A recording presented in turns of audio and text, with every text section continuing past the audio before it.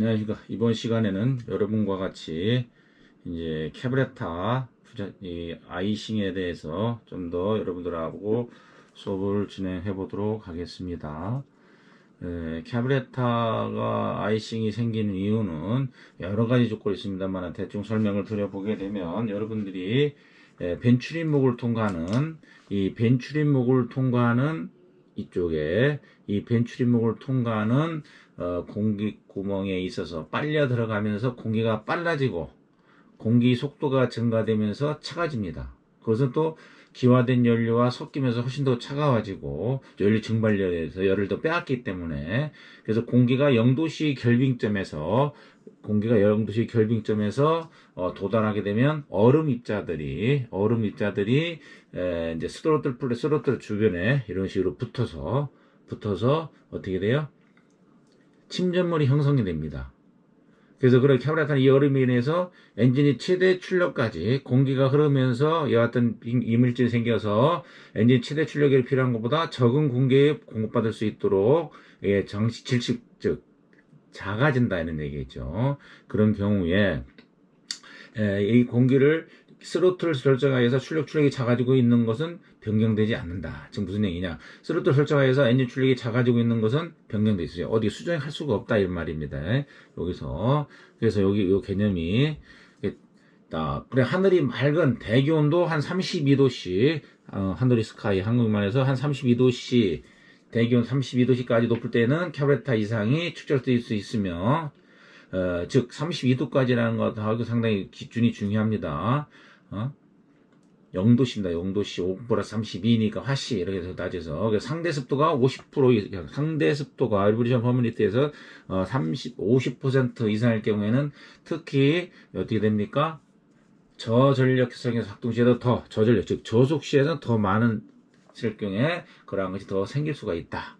다음에 캐브레타 아이싱의 가장 심한 충격은 상대 습도가 보통 하게 되면 60 이상이고 온도가 하시 25에서 60 F 사이일 때가 이것은 모든 캐브레타 엔진에 거의 결빙이 쉽다는 것을 의미한다. 그래서 여러분들이 화샤 5분의 9 섭씨 플러스 32 요것이 화씨. 그래서 화씨 32도, 화씨 25도씨. 이렇게 해서 여기서부터 0도, 보통 0에서 마이너스 2, 3도 이 상태가 아이싱이 제일 많이 생긴다는 게 있어요. 요것이 계산하면 뭐가 됩니까? 이게 이제 여러분들이 590 플러스 32 하게 되면 이게 화씨들은 화씨. 그렇게 되겠죠. 그래서 이런 식으로 해서 여러분들이 계산하는 거 590 플러스 32 계산 공식도 꼭 외워두시고 그래서 지금 설명드린 내용이 뭐 다시 한번 간략히 요약드리고 영문에 대해서 한번 쭉 되겠습니다. 캐브레타 벤추린 목구멍에 벤추린 목에 어떻게 됩니까? 쿨다운 즉 공기가 빨리 들어가면서 공기 바람에서 차가워지는 거에서 금속과 부딪히면서 또한 또 기화 연료에도 증발되면서 섞이면서 기화되면서 기화를 뺏기기 때문에 더 내려간다. 그래서 0도씨 주변의 결빙점에 도달하면 얼음 입자들이 생겨서 어떻게 되냐? 이 부착이 된다. 여기에 부착이 돼서 그러면 이 카비레타는 이 부착이 되면 얼음이 붙게 되면 엔진의 최대 출력이 적어진다. 그래서 적어진다. 이게 스로틀 설정해서 출력이 적어지고 병되지 않는다. 즉 출력이 더 증가할 수가 없다. 그래서 하늘이 맑은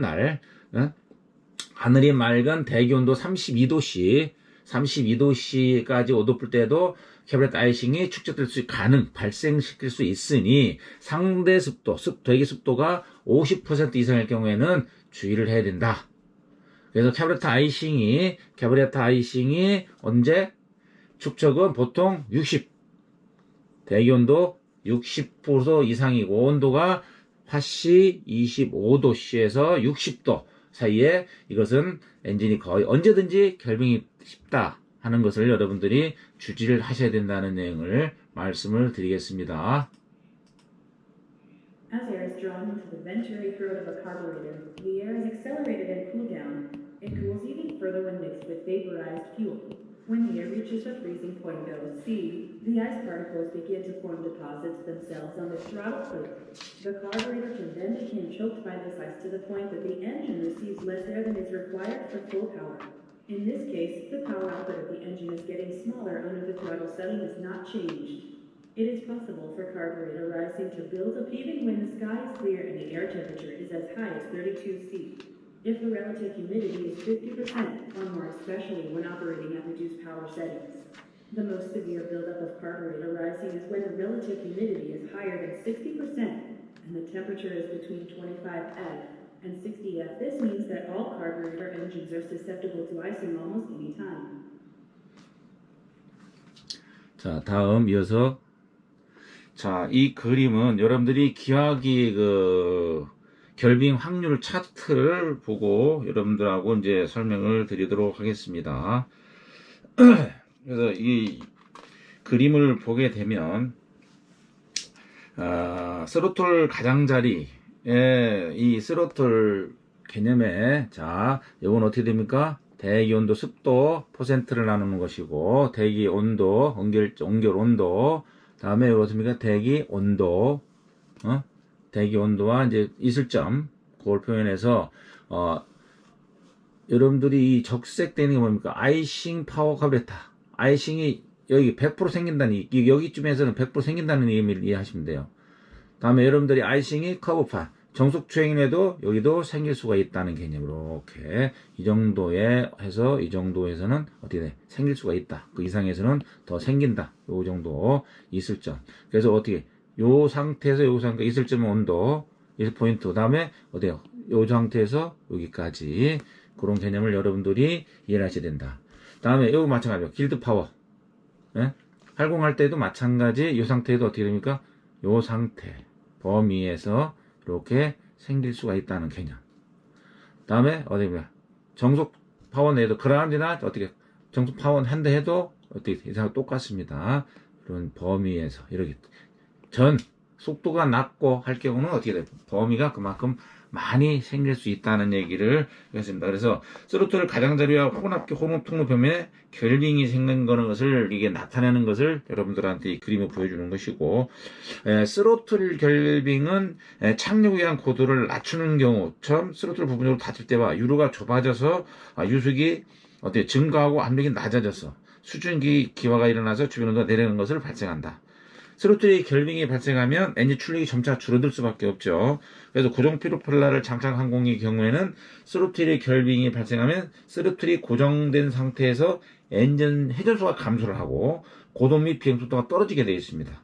그래서 정속 프로펠러를 장착 항공에서는 스로틀 결빙이 발생해도 엔진 회전수의 변함이 없지만 대신 엔진 항공의 성능 저하를 감지하기 전에 매니폴드 계획의 매니폴드 지시치라든가 배기 가스 온도가 즉 엔진 작동이 잘 안 되기 때문에 해줘서 적기 때문에 어떻게 됩니까? 그만큼 적겠죠. 온도가 떨어지고. 그래서 조종사가 이런 현상을 감지를 하기 못하면 대응하지 못할 경우는 출력이 계속 떨어져서 어떻게 역화가 될 수 있다. 그래서 어떻게 반대로 이제 히터라든가 이런 걸 사용을 해서 연료 증발 결빙은 연료 분사하고 증발이라는 과정에서 증발열이 빼앗기기 때문에 생기는 거기 때문에 기화기를 지나는 공기 온도를 낮아서 발생하는 결빙이다. 그래서 연료 결빙 증발이 되게 스로틀과 함께 일어나기 때문에 결빙은 부작 시켜에서 잘 일어나며 압력 분사 시켜에서 잘 일어나지 않는다. 즉 연료와 공기가 따로 들어가기 때문에 기화기를 뺏기는 혐도 적기 때문에 그렇습니다. 그래서 연료 증발 속도가 50% 이상인 경우, 예? 이 50% 이상인 경우는 어떻게 돼요? 거의 100% 생긴다고 보시면 되겠습니다. 그래서 0도 10에서 38도씨, 0도에서 38도씨, 이 상태에서 33, 40이니까 38도 요 정도 되네요. 이 정도에서 여러분들이 그 이상에서는 발생한다. 그러나 엔진에서 발생한 열을 이용하여 연료 따뜻하게 해치는 것도 이런 결빙을 자, 그래서 여러분들한테 이제 펌프 통해서 또는 배기관 버프를 통해서 히터열을 사용하고 또는 엔진 오일열을 사용해서 이러한 것을 흡기 온도를 높여줘서 아이싱을 예방하는 방법을 여러분들한테 말씀드렸습니다. 자, 그러면 여기까지 이슬점 관련해서 대기 온도에 따라서 아이싱이 생길 가능성에 대해서 설명드렸고요. 자, 그러면 아이싱 임팩트라는 개념, 여러분들이 아이싱 임팩트라는 개념인데 여러분들이 자, 여기에 스로틀에 공기가 흘러 들어오면서 스로틀에 움직이면서 어떻게 돼? 아까 설명드렸던 거기 금속에 공기가 부딪히면서의 다운 온도. 다음에 여기에 들어와서 어떻게 연료 기화율에 대한 다운 온도. 그리고 대기 온도, 습도에 따라서 이와 같이 형상이 될 때 아이싱이 발생한다는 그 그림을 보여주시는 거고요. 자, 요거 같으면 항공기가 어떻게 됩니까? 전방 부분에 어떻게 돼? 아이싱이 생겼죠. 다음에 요건 어떻게 됩니까? PT2가 전면 부분이나 다음에 어떻게 돼? 다리 바퀴다리 계통, 여기 윙탭 이런 부분에도 이렇게 전방 아이싱이 생기고 이러한 것이 이런 개념으로 생긴다는 표현을 대수다. 그래서 임팩트 아이스라고 그래. 임팩트, 충격. 그래서 대기 중에 눈이나 진눈깨비, 관행, 수증기 형태로 존재하는 물이 흡기 계통의 0도 이하의 물체에 부딪혀 생기는 얼음이 되겠고요. 자, 스코프링 인레트에서 흡기 계통 입구, 흡기 도관, 흡기 계통의 입구나 흡기 도관의 벽면, 흡기 도관의 벽면 또는 기화기 입구, 스크린, 캐브라타 아이시, 인레트 노출된 각 계층 요소, 그래서 스로틀 및 다른 흡기 계통에 돌출되어 있는 물체 등의 발생을 한다. 자, 슈퍼차저나 터보차저가 설치되어 있는 것. 슈퍼차저나 터보차저 설치된 경우는 이들 앞에 있는 항공기 흡입 계통에만 충돌 결빙이 생긴다. 왜? 슈퍼차저나 터보차저 있을 때는 그만큼 더 하기 때문에 그 보상이 된다는 얘기예요. 그래서 계층 요소 및 캐브레타 메탈인 부 결빙은 혼합배에 큰 영향을 미치면 매우 중요하다. 자, 그래서 임팩트, 충격 부위, 거의 임팩트 접촉된 부분이 그렇게 돼 있다 하는 얘기를 말씀을 드리는 것이고요. 자, 스로틀 아이싱 부분에. 자, 착륙을 위해 고도를 낮추는 경우 전화 스로틀 밸브가 부분적으로 닫힐 때 유로가 좁아져서 유속이 증가하고 압력은 감소돼서 수증기 기화가 일어나고 주변 온도가 하강하기 때문에 어떻게 돼? 응결이 된다. 스로틀 아이싱이 발생하는 경우 엔진 출력이 점차 저하되는데 고정 피치 프로펠러를 장착한 경우는 스로틀이 고정된 상태에서 엔진 RPM이 감소하고 고도 및 비행수가 떨어진다. 정속 프로펠러를 장착한 RPM에는 변화가 거의 없으나 엔진이나 비행기 성능자를 감지하기 이전에 매니폴드 압력이나 EGT, 배기가스 온도가 감소해서 만약 조종사가 이런 현상을 감지하지 못하여 대응하지 못하는 경우에는 엔진 출력이 계속해서 저하되고 지금 역화가 일어나서 왜? 흡입되는 그 압력이 적기 때문에 막혀서 아에는 열로 인해서 어떻게 역화가 흡입부 쪽으로 불꽃이 나올 수 있는 역화가 될 수 있다 하는 얘기를 설명을 드리겠습니다. 자, 그러면 캐브레타 아이싱이 여러분들이 이제 뭐 이게 대수롭게 하는 게 대단히 위험한 겁니다. 그래서 여러분들이 자, 퓨얼 마찬가지 연료가 증발되면서 일어나는 퓨얼 에버리션 아이싱 분사된 연료는 증발에 의해서 생성되는 결빙이다. 자, 에어가 들어가죠. 다음에 아이시가 생겼는데 벤츄리 뭐가 통과해서 어떻게 돼? 연료 믹처가 여기 시도면서 어떻게 돼? 똑같이 이런 식으로 심하게 생긴다는 얘기죠. 그래서 이와 같이 대기습도 발생이 되는데, 이게 어떻게 되면 저또 이 캐브라타 타입에서 많이 사용하고 프레셔 타입에서는 적게 사용을 한다. 부자식 이때는 이게 프로토 타입에서는 어떻게 들어간 속력이 저기하기 때문에, 그다음에 압력식은 공격 어떤 가보기 때문에 그 흐름에 따라 조절되기 때문에 덜 발생하는 거고, 프로토 타입은 더 많이 발생할 수가 있다. 엔진열의 도료를 따뜻하게 연료를 따뜻하게 유지시키는 경우는 발생하지 않는다. 그래서 아까 말씀드린 대로 펌프, 엔진 하부에 있는 펌프로 할 수도 있고 도관을 이렇게 흘릴 수가 있고, 그다음에 배기가스 나가는 배기 덕트에 열을 이용해서 흡입되는 공기를 데워서 들어갈 수도 있고, 그래서 습도가 50 이상인 경우 0도에서 최대 38까지 발생하는 것이 확률이 높다 하는 얘기를 말씀을 드리는 겁니다. 자, 이제 워러 이젝션이라고 물 분사 격투입니다. 여러분들이 이제 난로나 불이 붙는 데서 이렇게 됐을 때 갑자기 물이 팍 폭발하죠. 그와 마찬가지로 연료 공급 혼합기에 어느 정도 일정된 수분을 보충해줘서 가해줘서 그것이 더 폭발력을 증가시키는 것이 워러 이젝션이라 물 분사 계통이라는 표현을 씁니다. 그래서 연료 공기 혼합기에 물을 분사시켜 줌으로써 혼합기 실드 온도를 낮게 유지시켜서 디토네이션을 방지한다. 따라서 물 분사는 디토네이션 방지 분사 계통이라고 불린다. ADI 계통, 안티 디토네이션 인젝션 시스템이다. 이렇게 되어 있습니다. 그래서 물 분사를 이용해도 디토네이션 발생 위험이 없이 엔진으로 더 큰 출력을 얻을 수 있다. 폭발을 증가시킬 수 있으니까. 자, 항공기가 이륙하거나 폭행, 고어라운드 다시 이륙하거나 다시 착륙 이륙할 때 엔진은 최대 출력을 발휘해야 된다. 비상계통을 때문에 최대 출력을 내야 상승하겠죠. 자, 물 분사를 갖추지 않은 엔진은 디토네이션 때문에 엔진 출력이 제한을 받을 수도 있다.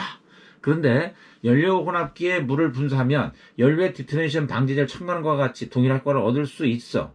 그러나 이는 연료 공기 혼합기에 물을 분사하면 혼합기가 냉각되기 때문에 MA폴드는 즉 매니폴드는 증가하시어도 더 많은 출력을 생산할 수 있기 때문에 워러 이젝션을 쓴다. 그래서 아울러 최대 출력 운전 시에는 미연소연료를 디토네이션 방종 냉각제로 사용하기 위해 혼합비를 농하게 만들어주는데 최대 출력 시 농하게 만들어 물 분사를 하는 경우는 디토네이션 염료가 없기 때문에 연료공 혼합비를 아주 효율적으로 어떻게 만들어 사용할 수가 있다. 낮게 희박해서. 자, 물 분사라는 경우에는 엔진의 이륙 마력을 보통 8에서 15% 증가시킬 수가 있다. 자, 물 분사에 순수한 물 대신에 수용성 오일을 소량 첨가한 물, 알코올, 메탄올을 주로 사용하고 알코올은 온도가 낮거나 고도에서 피하는 물이 결백되지 않도록 또 수용성 오일은 엔진의 부식 방지를 하고 이물질, 알코올, 오일 희석에 하는 디토네이션 방지 분사기라 불리면 간단하게 ADI를 한다. 안티 디토네이션. 그래서 그런 식으로 ADI라고 한다. 하는 얘기를 말씀을 드리면서 여기까지 해가지고 이제 부자식기화기에 대해서 쭉 설명을 드렸고요. 이어서 여러분들하고 이제 압력 분사식기화기에 대해서 진행을 더 하도록 하겠습니다. 처음에 여러분들한테 말씀드렸듯이 압력 분사식기화기는 지금과 같이 자 에어프로의 임팩트 압력의 임팩트 프레셔와 벤츄리 섹션의 압력의 차이에서 포페트가 열리 좌우 이동을 하는 과정에 자 포페트 밸브 좌우 이동하는 과정에 뭐라 했습니까? 연료가 탱크에서부터 돌아와서 뒷참바로 레귤레이터 유닛 들어와서 어떻게 됩니까? 조절되지 않는 연료가 이렇게 들어가서 뒷참바 조절되지 않는 연료가 요 벤츄리 목을 통과되면서 어떻게 돼요?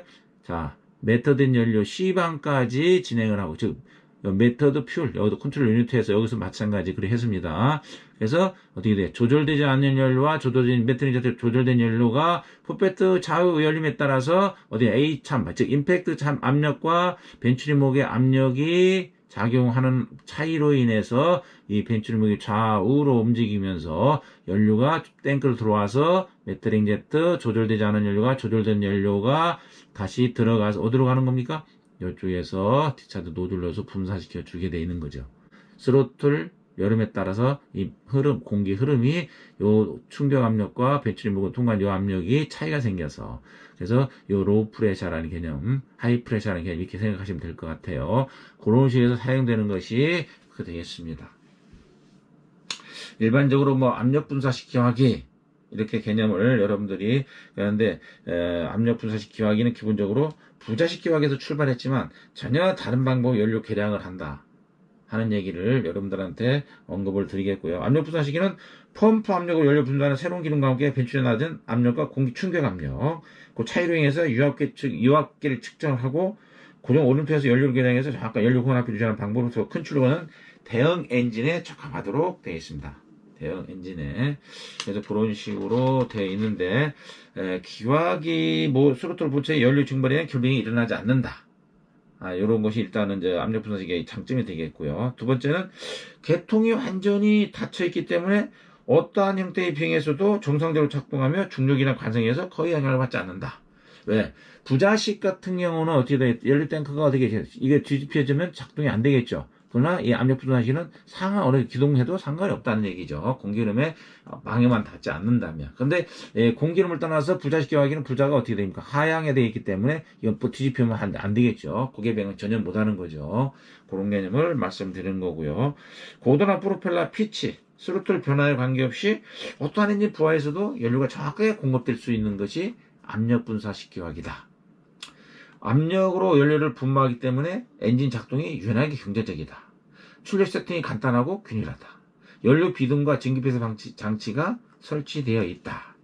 그래서 여러분들이 그런 개념에 좀 이해를 하시면은 지금 말씀드린 내용을 다시 한번 쭉 설명을 드리면요. 자, 일반적으로 압력식기화기라고 불리는 압력 분사식기화기는 기본적으로 프레셔 인젝션 카브레터는 부자식 기화기에 출발했지만 전혀 다른 방법 연료로 개량한다. 퓨얼 메탈링 ZT 개념이죠. 즉 압력 분사식 기화기는 펌프 압력으로 연료를 분사 새로운 기능과 함께 벤출에 나타나는 낮은 압력과 공기 충격 압력 사이에 이어서 유입 공기를 측정하고 고정된 오류를 통해서 연료를 계량해 정확한 연료 혼합비를 유지하는 간단한 방법을 사용하고 출력을 생산한 대형에 적합받은 압력식 기화기는 대부분의 구형 항공기에 사용되어 있지만 소형 엔진으로 출발하는 현대식 항공에도 사용하지 않고 있다. 요즘에는 어떻게 되니까 퓨얼 이젝션 타입을 많이 거의 사용하고 있습니다. 그래서 압력식 기화기는 부자식 기화기에서 다음과 같은 장점이 있다. 여러분들이 이게 뭐 이제 큰 일반적으로 시험에서 자주 나오는 거죠. 기화기 스로틀부터 연료 증발에 결빙이 일어나지 않는다. 즉 결빙이 일어나지 않는다.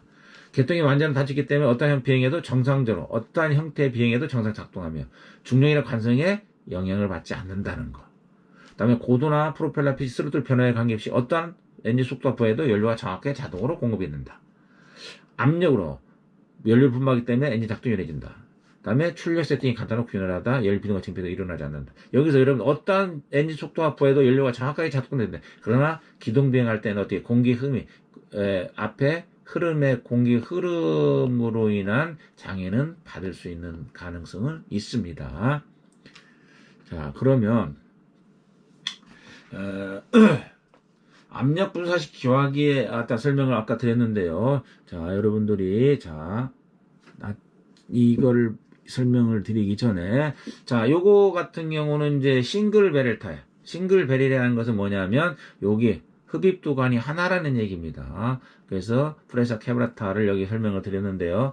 여기 보면 이제 이게 이렇게 흡입이 돼서 이쪽으로 실린다. 기관 쪽으로 들어가는 부분이 되게 진짜 노즐 부분이 되기 때문에 여기 되어 있습니다. 자, 그럼 여러분들이 이제 여기 보면 악셀션 펌프로 되어 있어요. 악셀션 펌프. 가속 펌프입니다. 악셀션 펌프. 다음에 아이들 밸브. 스로틀이 완전히 닫혔을 때 어떻게 됩니까? 요것이 열려서 연료가 흐르는 유로 형성이 되는 거예요. 그래서 최소 흐를 수 있도록 조절할 수 있는 개념이 요 부분에서 조절이 됩니다. 아이들 스프링이 여기 조절돼가지고 어떻게 돼요? 여기에서 링케이지 조절돼가지고 할 수 있게끔 되어 있고요. 자, 여기는 팔 엔진 모터 출력 조절 개통할 수가 있는 요 부도 나름대로 조절할 수 있는 기능이 있고 메인 제트 여기서 여러분들이 저 밑에 보면 오토매틱 믹처 컨트롤이랍니다. 그래 AMCU 유니트 그래서 이건 고공에 올라갔을 때 고도에 따른 밀도 변화에 따라서 연료 흐름을 조절할 수 있는 개념이 이 AMC 오토믹처 컨트롤 자동 고도 수정 기구입니다. 고도 수정. 그다음에 매뉴얼 믹처 컨트롤 밸브를 해가지고 여기 밸브가 어떻게 됩니까? 이 손잡이 아이들 컷업 캠 돼 있죠? 이 손잡이를 좌우로 이동을 해서 여기 연료를 어떻게 돼? 퓨얼 인레트 들어가는 요 양에 대해서 공기 흐름에 따라서 연료를 조절해서 믹처를 요거를 컷업 시키는 개념입니다. 그래서 아이들 컷업 연료를 빼주는 연료 막아주는 거예요. 그럼 빠져지는 거죠. 자, 퍼펙트 밸브는 여기 아까 말씀드린 대로 A 참바, B 참바, C 참바, D 참바 거기에서 연료 조절해서 요 개념이 여기 확대돼서 그려짐이 돼 있는 그림이고요. 그래서 여러분들이 이 그림을 보시고 이어서 자동차용 연료 분사 장치에 대해서 수업을 진행하도록 하겠습니다. 자, 여러분이 자동차용 전자식 연료 분사 장치를 먼저 공부하는 것은 항공기용 연료 분사 장치와 큰 차이가 있습니다. 그래서 자동차 항공 엔진의 전혀 연료 분사 장치는 항공기 연료 분사 장치와 큰 차이가 있다. 그래서 자동차 연료 분사 장치를 먼저 살펴보는 이유는 항공기용 왕복 엔진 연료 분사 장치의 특징을 자동차용과 비교함으로써 항공기용 왕복 엔진의 연료 분사 장치를 좀 더 쉽게 이해하기 위해서 여러분과 같이 교재에 포함되어 있는 내용을 수업을 진행하는 것이니까 자, 먼저 그러면 이 가솔린에 장착되어 있는 이 자동차의 전자 시스템에 대해서 일반적인 사항 요거에 대해서 먼저 설명을 드리도록 하겠습니다. 자, 가솔린을 포함한 대부분의 액체 연료는 액체 상태에서는 연소가 일어나지 않기 때문에 액체에 어떻게 돼? 기화를 시켜야 불이 붙기 때문에 여기에서 아울러 연료가 연소되기 위해서는 연료는 적당한 양의 산소와 화합되어야 된다. 그래서 불의 삼유소, 즉 화염이 있어야 되겠죠. 그다음에 산소가 있어야 되고 타고자 하는 소재가 있어야 되겠죠. 그래서 여러분들이 불의 3요소라는 개념도 일반적으로 많이 알고 계시리라 생각을 합니다.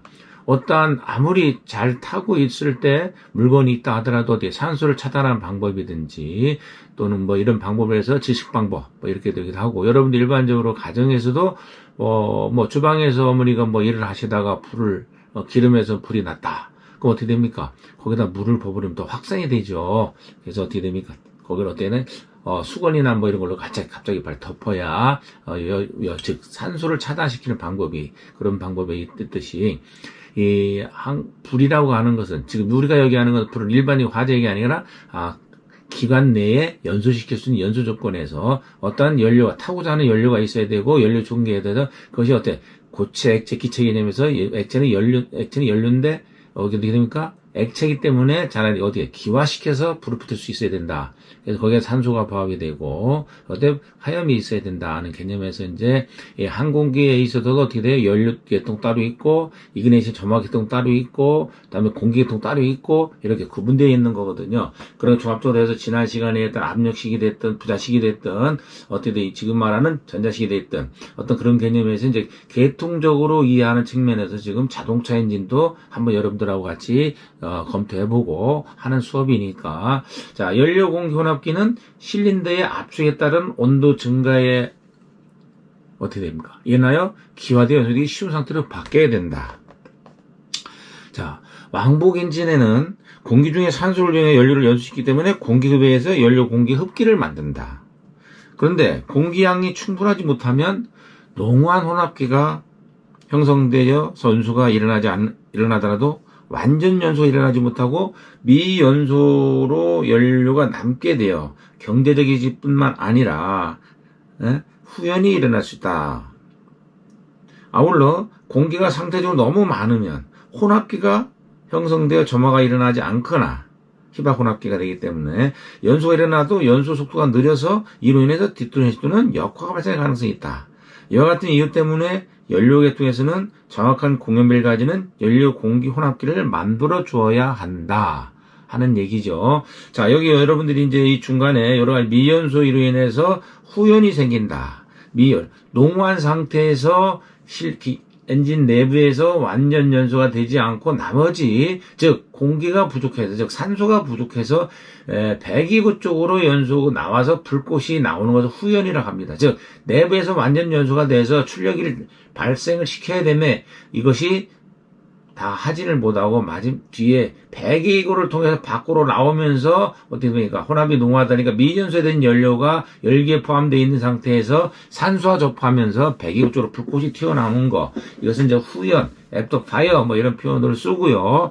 그것도 다음에 보면 연소의 속도가 느려서 혼합기가 희박해서 어때요? 혼합기가 희박해서 안에서 연소되는 산소가 부족함으로 인해서 이것이 어떻게 됩니까? 흡입구 쪽으로 튀어나오든지 아니면 내부의 열에 의해서 어떻게 돼요? 이 흡기 불길을 주기 전 내부에서 불이 붙어서 디토네이션이냐 또는 역화라 해서 애프터파이어가 아니라 백파이어입니다. 흡기구 쪽으로 불꽃이 나오는 거. 산소를 접기하게 해서 밸브 흡입구 쪽으로 불꽃이 튀어나오는 거. 이와 같은 것이기 때문에 어떠한 혼합기를 적정선으로 맞춰줘야 된다 하는 얘기를 말씀을 드리는 거고요.